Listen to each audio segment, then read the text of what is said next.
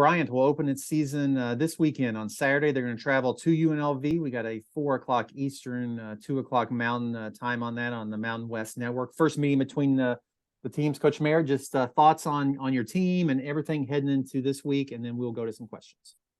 Sure. I think team-wise, we've had a solid camp. Knock on wood, been pretty injury-free throughout the camp. Returning 10 out of 11 starters on offense has enabled us to do some things with the top part of our depth chart, but everybody else under them are pretty young. So we've kind of had to temper our installs, try not to get one group too far ahead of the other. Defensively, we have a ton of new personnel this year, which is, I guess one of the benefits what you can do nowadays in college football. We went out really and loaded up the back half of our secondary in order to shore up our pass defense there. So it's been a solid camp. It's been good iron sharpen iron in camp, going back and forth at each other. I wish I could tell you how good we're going to be. We'll find out on 11 Saturdays coming up. But I think I've been happy with the work and the effort that we've had these last 4 weeks.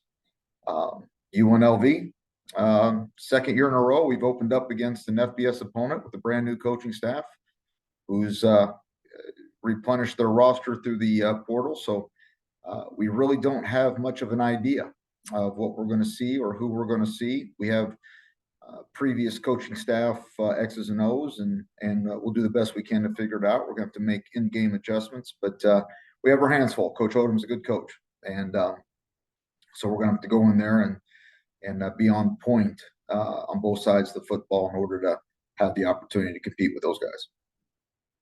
Thanks, Coach. If anybody has a question for Coach Merritt, let me know down in the chat, and then I will call on you in that order. Coach, first I asked Robert Morris this earlier because they're traveling to the Mountain Time Zone. Talk about that. You're going from 3/4 of the way across the country to play. How do you put that into your preparation for this game? Well, Kyle, first off, how would you like to supervise 70 20-year-olds in Las Vegas on a Friday night? I would not. That's going to be different. First time I've been to Las Vegas personally, but yeah, I mean, we're there such a short amount of time. The kickoff time and everything else won't be too crazy. If anything, we'll get a little bit of extra rest in the morning before the game. We might lose a little bit coming back, but school hasn't started here for us, so we'll be fine. I think we'll just our bodies will stay on East Coast time. We'll play a 4:00 kickoff, be done 7:30. Be back pretty early in the morning here, 2 or 3 o'clock, and they've got time. Well, let's go to some other questions. Then we got Ian from ABC6. Ian, just go ahead, unmute yourself and ask away. Hey, Chris, how you doing? Good. How are you? Good. Going into the UNLV game, this might be one of, if not the biggest profile opponents that Bryant football has ever had. Can you speak to the stage that this game is for the program starting off the season? Sure. This is our third consecutive year we've scheduled an FBS opponent. I think this is probably hands down the best of the three that we've seen so far when it comes to their personnel. Probably a little bit higher level. I don't necessarily know the cause or the reason of the turnaround over there. I just know Coach Odom's in a really good spot there in UNLV. I know it's a program where they want UNLV wants to be significant in Las Vegas for college football, and I think they've got the right guy leading the program there, given the work, his body of work when he was at Arkansas. So, yeah, for us, this is something where you schedule these. Our alumni are excited about it. These guys probably never would have thought 10, 12 years ago here in Providence, Rhode Island, that we would be playing this schedule, but we are. We've been fortunate the first 2 games. We've yet to go into the fourth quarter against an FBS opponent behind, which tells me our guys are competing. But we have our hands full this Saturday for sure. And if I could follow on that, I remember last year the FIU game was down to the wire, and there's a lot of guys coming back this year who played in that game. So do you remind them, you have a chance against a bigger school, so to speak. You just got to finish the job. How does last year's game play into this one? Well, sure. It's actually been the last 2 years because we have a large number of kids in the last 2 years, and we competed against Akron. We walked into the fourth quarter tied in that ball game before things got out of hand. But last year was a big step for us, and I think our guys have confidence. They don't get caught so much in the level. At the end of the day, it comes down to our execution, and that's what we've harped on. It's what we've preached about. Doesn't matter who we play, we execute what we do, and the rest will take care of itself. Last thing for me, NFL Stadium, the Raiders play there. You know, it's like the Death Star over there. What do you anticipate your reaction and the kids' reaction to, you know, being in the stadium for game day in a primetime spot, so to speak?